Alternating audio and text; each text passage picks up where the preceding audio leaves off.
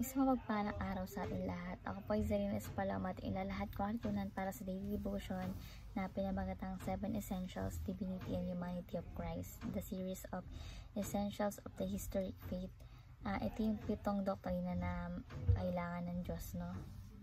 Pagkatao at pagka-Diyos ng ating Panginoong Jesucristo. So yung scripture po natin ngayon is Philippians chapter 2 verse 6-7, and sinasabi dito na, who being in very nature God, did not consider equality with God something to be used to his own advantage. Rather, he made himself nothing by taking the very nature of a servant, being made in human likeness. So dito maano yung doktrina ng pagka-Diyos at pagkatao ng Panginoong Jesucristo. So yung teaching is the doctrine of the divinity and humanity of Christ. No? Point number 1 is Jesus is fully God and fully human. So si Jesus Christ, hindi siya 50-50. Hindi siya 50% na tao, hindi siya 50% na God, no? Ang Panginoong Jesucristo ay fully and truly God and human. Isang persona lang, di ba? Kahapon tinalakay natin na isang Diyos pero 3 persona, Father, Son, and Holy Spirit, di ba? So dito is fully God and truly human, no? So may dalawang nature yon, which is divinity and human, no? So kaya kailangan niya maging magkatawang tao, cause ililigtas niya yung mga tao, di ba? Sa mga kasalanan at kasamaan, no? Imbis na tayo, si God na lang yung nagkatawang tao para pagbayaran yun.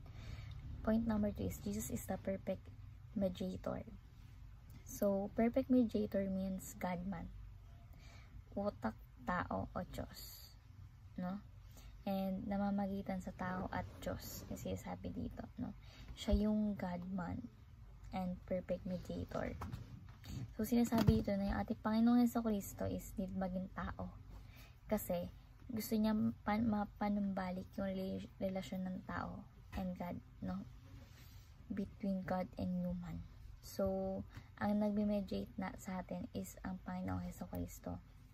So si God, nagkatawang tao, namatay siya sa krus, at ang ating Panginoong Jesucristo ang sumalo na dapat tayo yung sumasalo ng kasalanan na gagawa natin, no?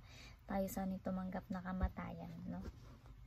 Pero dahil andyan niya si God, nagkatawang tao, siya na yung sumalo ng ating kasalanan. In this way, yung Diyos at tao is mapanumbalik sa original na relasyon, no? At tayo ay ituring ulit na mahal na ating Panginoon. Next is Jesus submits to the Father. So sinasabi dito na isa lang ang Diyos na may 3 persona, no? And sinasabi dito ng Council of Nicaea ay pare-pareho sila, co-equal, co-internal, and co-substantial, no? And biblical daw po yun.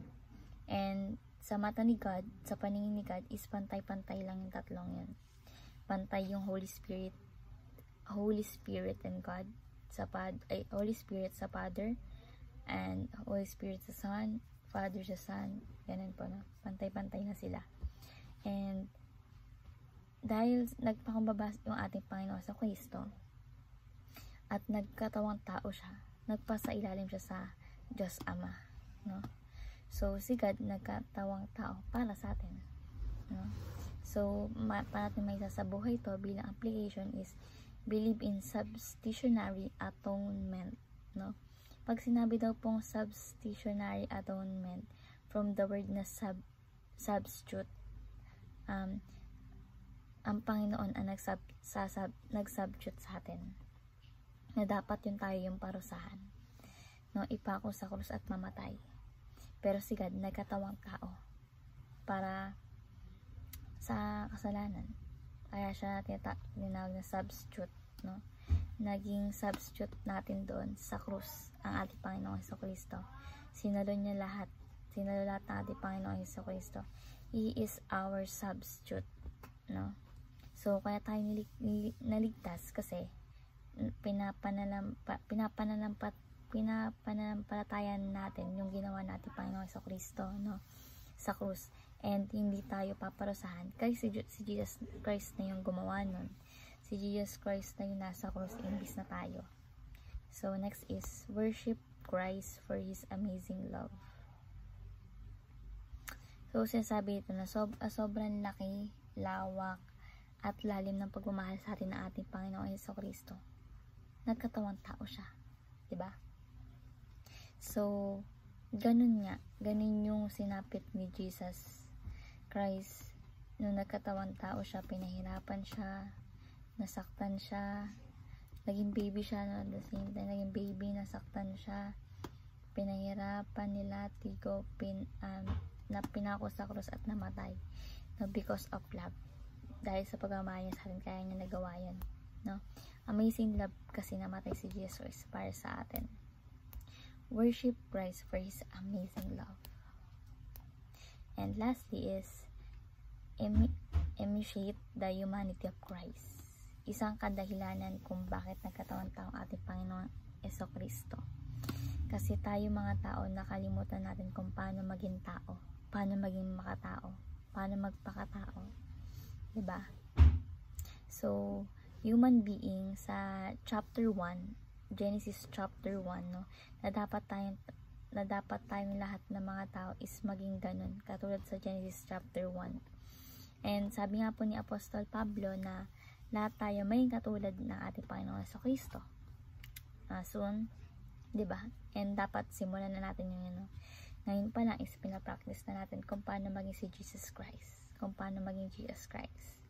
So ayun lang ang aking natutunan. Imitate the humanity of Christ, worship Christ for His amazing love, believe in substitutionary atonement, no? And bilang teaching is Jesus is fully God and fully human. Jesus is a perfect mediator and Jesus submits to the Father. So dito is nagkatawang tao si Jesus Christ para sa atin. Imbis na tayo nagbabayad, si Jesus Christ na yung gumawa dahil nga sa pagmamahal niya sa atin, sa lalim ng pagmamahal niya sa atin, no? So dito sa series na to is mapalalim pa yung pananampalataya natin sa ating Panginoong Jesucristo.